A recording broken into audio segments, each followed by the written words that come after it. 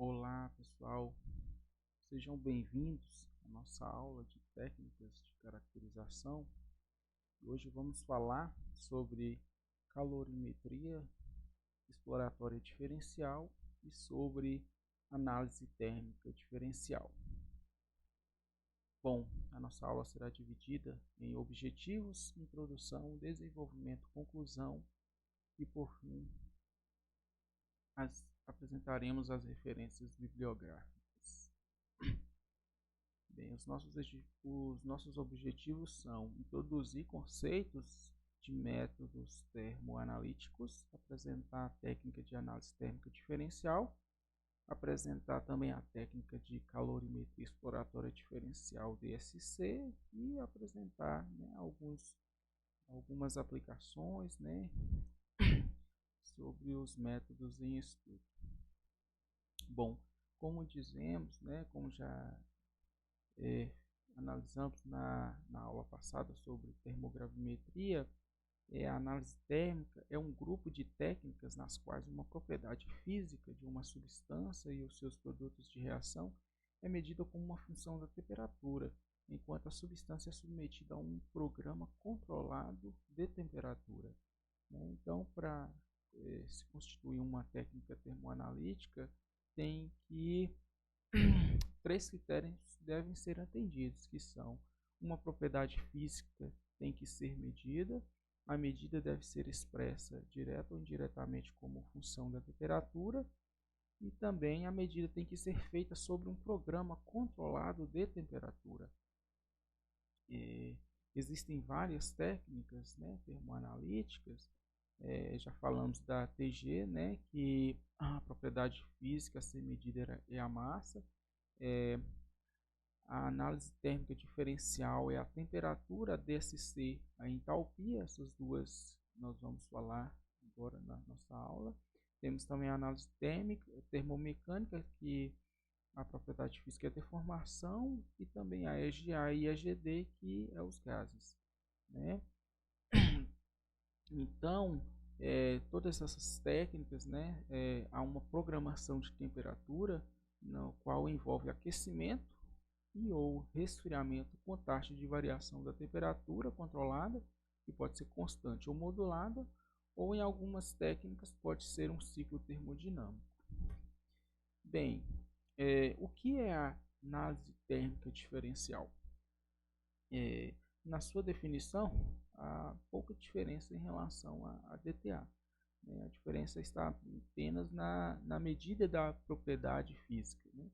Então, a DTA é definida como a técnica na qual a diferença de temperatura entre uma substância e um material de referência é mensurado como uma função da temperatura, enquanto a substância e o material de referência são sujeitos a um controle de temperatura programado. Então, a nossa propriedade física é a temperatura, né, e tem que ter o controle, né, programado de temperatura. Então, na DTA, ela nos fornece dados qualitativos, né, de variações de entalpia, e podemos também executar trabalhos, né, análise em temperaturas superiores a 1000 graus.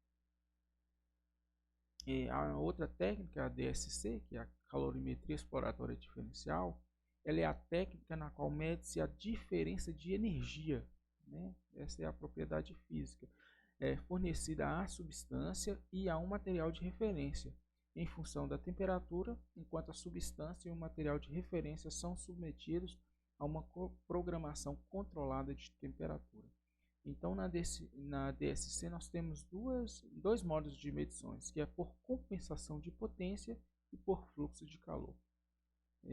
Na DSC, né, ela possibilita acompanhar e obter dados quantitativos, né, diferentemente da DTA, que as análises são mais qualitativas, né, fornece dados qualitativos. Na DSC, nós obtemos dados quantitativos quanto às alterações físicas, né, ou químicas das amostras.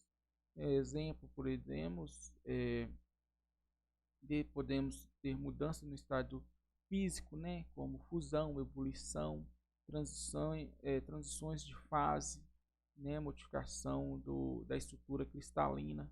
Também podemos aplicar em reações de desidratação, de decomposição e também de oxirredução, né? Então, são vários processos, né? A diferença também básica em relação a DTA, que é a operação né,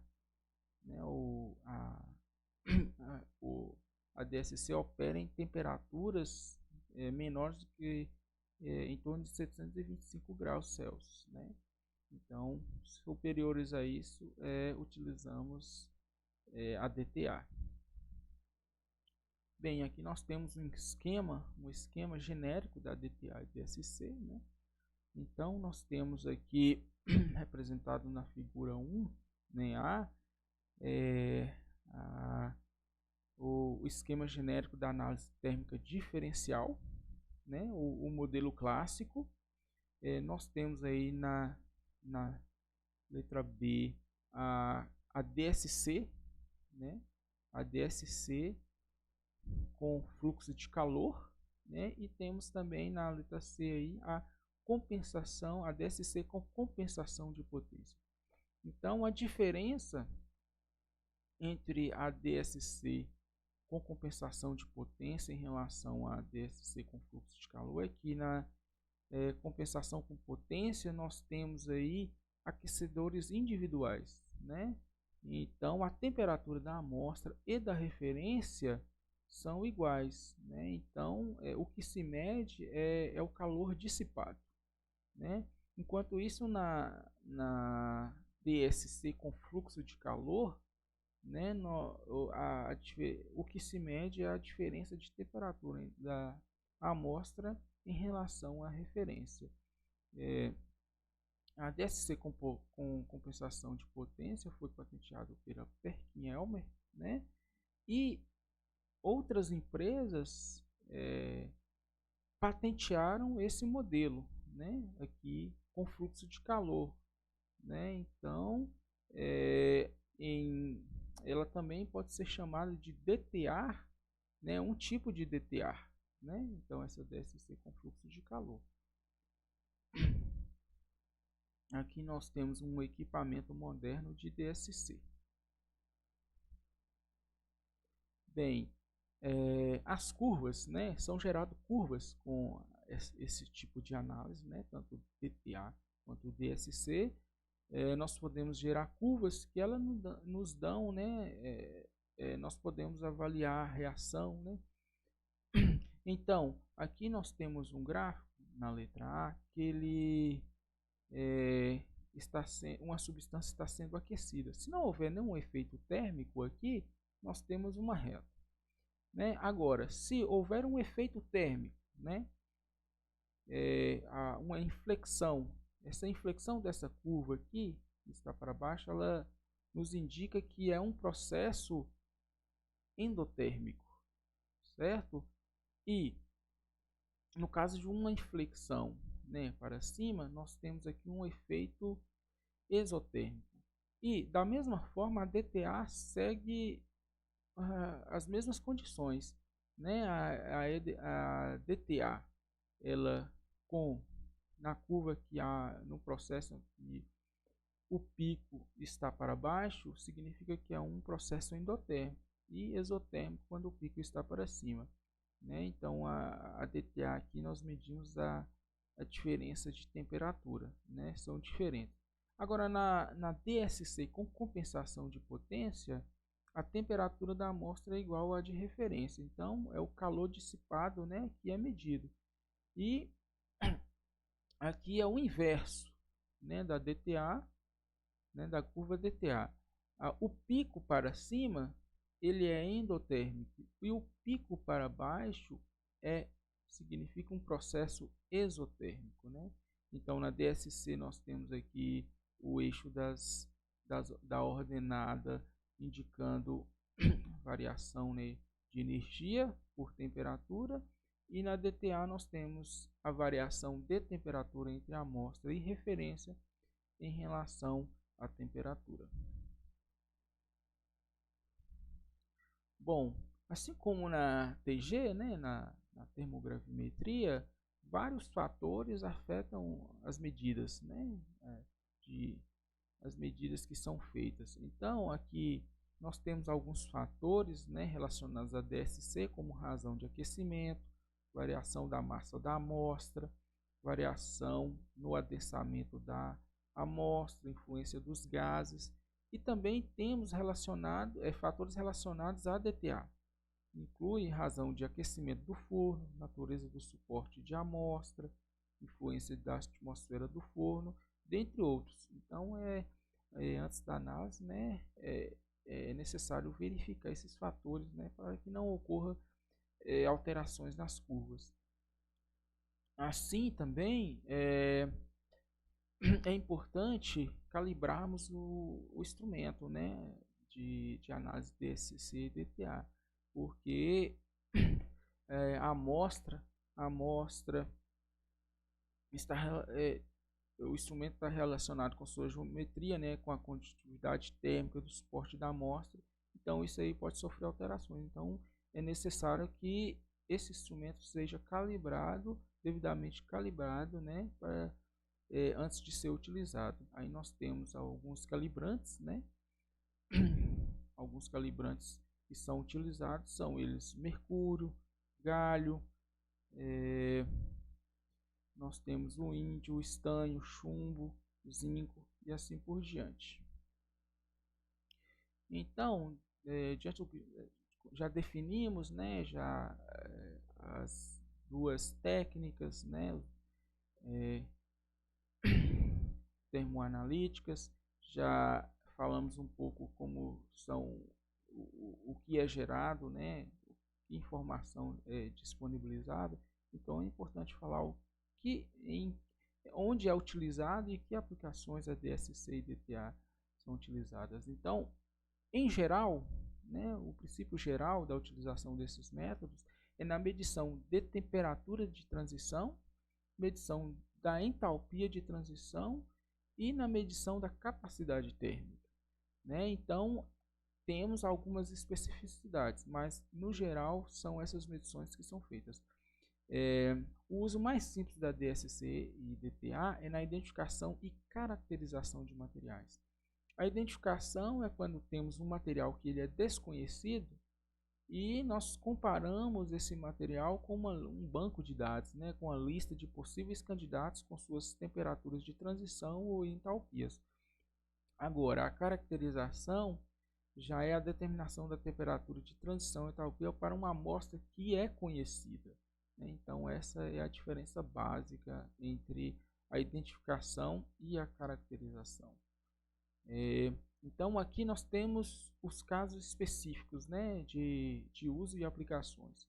No caso, podemos aplicar em catalisadores, então podemos investigar as reações de decomposição em polímeros, podemos investigar processos físico-químicos, óleos e gorduras, processos físico-químicos também, no carvão e petróleo, calores de reação, produtos naturais, calores de transição, e assim por diante, né? Temos várias aplicações e vários fenômenos que podem ser investigados por essa técnica. Então, aqui nós temos uma curva de DTA, né, que foi realizado um estudo sistemático sobre a degradação térmica, né, de polímeros de HCN. Então, aqui nós temos a curva, né, que ela tem vários picos, e esses picos eles indicam, né, são picos endotérmicos, né, são picos endotérmicos. O primeiro pico, por exemplo, em 80 graus, ele é atribuído à evaporação da água absorvida, né? Já os demais picos, que são os de 265, 675 e 885 graus Celsius, eles refletem as decomposições, né, deste polímero de HCN, né? Então aqui nós temos aqui na abscissa a temperatura e aqui temos a medida do fluxo, né? Aqui também temos uma implicação, só retornando aqui a DTA como dizemos anteriormente, ela trabalha com informações qualitativas. Então, aqui ela nos dá apenas informações qualitativas, né? Quantitativas apenas acerca da temperatura. Agora, na DSC, nós podemos extrair informações quantitativas. Neste exemplo aqui, utilizou-se, né, um experimento, né, com ácido benzoico, que é um ácido bastante utilizado aí na indústria farmacêutica, né? Então, aqui foi dividido em 3 ciclos. Realizou 3 ciclos, né? 2 aquecimentos e um ciclo de resfriamento. No ciclo 1, que se refere ao aquecimento, aqueceu-se, né, o ácido benzoico de 0 a 135 graus e obtemos alguns valores, né, da temperatura 1,7, que é a temperatura inicial, que começou a ocorrer um efeito, né, um efeito térmico. Temos a temperatura de pico e, por meio da integração dessa curva, nós conseguimos, né, extrair, né, quantificar o valor da variação de entalpia, né, que é o calor latente de fusão. Encontramos o valor de 120,8 joules por grama, certo? Então, podemos extrair esses valores, né, quantitativamente por DSC. E no segundo ciclo, houve um resfriamento entre 135 a 0 graus Celsius e obtemos alguns valores, né, semelhantes ao anterior, né? Só que agora nós temos o que? Um pico exotérmico, certo? Um pico exotérmico, né? Como dizemos anteriormente, né? A posição desses picos. E aqui nós temos aqui o que houve no primeiro ciclo. Houve, no caso, uma mudança do ácido benzoico do estado sólido para o estado líquido, certo? Já no ciclo 2 houve uma cristalização, né? Houve a mudança do estado líquido para o sólido, só que nem toda a massa, né, de ácido benzoico ela não foi convertida em sólido, certo? Então aqui no terceiro ciclo nós temos valores semelhantes também ao anterior, só que houve o que? Um aquecimento de 0 a 135 graus conforme foi feito no primeiro ciclo. Só que aqui nós obtemos 79,8 joules, né? Então, bem diferente da energia, a variação de entalpia do primeiro ciclo, porque quando foi realizado o congelamento normalmente, uma parte da energia foi dissipada, né? Então, é um processo ele é um processo irreversível, né? Um processo irreversível. Então, podemos tirar essas conclusões dessa análise aqui por DSC, certo? Então, aqui nós temos um pico exotérmico e 2 picos endotérmicos. Bom, uma outra importante aplicação da DSC é na análise de pureza de fármacos, né? Aqui analisou-se o captopril, que é um medicamento utilizado aí para tratamento da insuficiência cardíaca. Aqui utilizou-se a lei de depreciação do ponto de fusão de, não sei direito se o nome é esse, é Van der Hoff.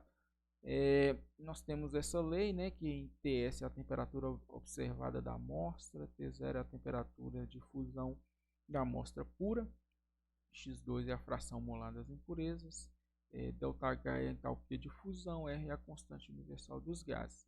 Não, por essa lei, por esse modelo, né, e com a DSC, nós conseguimos também obter a pureza, né, a pureza aqui desse medicamento. Na análise de pureza também utiliza-se a cromatografia líquida de alta eficiência, né, CLAE.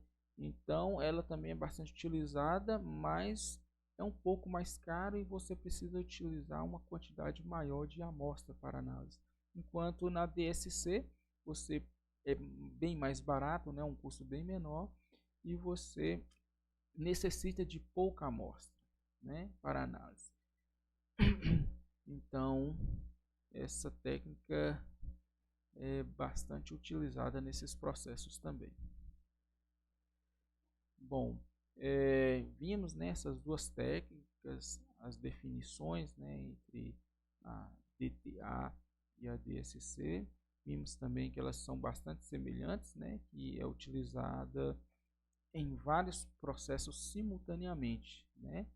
Então, a DCC é uma técnica derivada da DTA. Logo, são consideradas técnicas semelhantes e complementares, né? A DSC ela veio posterior à DTA. Então, foi meio que um ajuste, né, para termos aí mais informações, né? A DTA nos fornece dados qualitativos da variação de entalpia e permite executar trabalhos em faixas de temperatura superiores a 1000 graus. Né? E a DSC veio para suprir essa necessidade de conseguirmos dados quantitativos. Né? Então, a DSC ela possibilita acompanhar e obter dados quantitativos, como mudança de estado, transições de fase, né? Como dissemos anteriormente, né? Reações de decomposição, né, reações de oxirredução. Então, pode ser utilizados nesses processos. Só que o problema é que a operação normalmente a temperatura de operação não excede 725 graus Celsius. E aí a DSC executa todas as aplicações da DTA, só que nessa faixa de operação na qual já dizemos que é 725 graus Celsius, né? E ela pode fornecer informações quantitativas. Então, são duas técnicas bastante importantes, né, para análise térmica, né, de materiais e que pode ser utilizada em complemento com outras técnicas também, né? Então, aqui nós temos as referências que foram utilizadas nesse trabalho.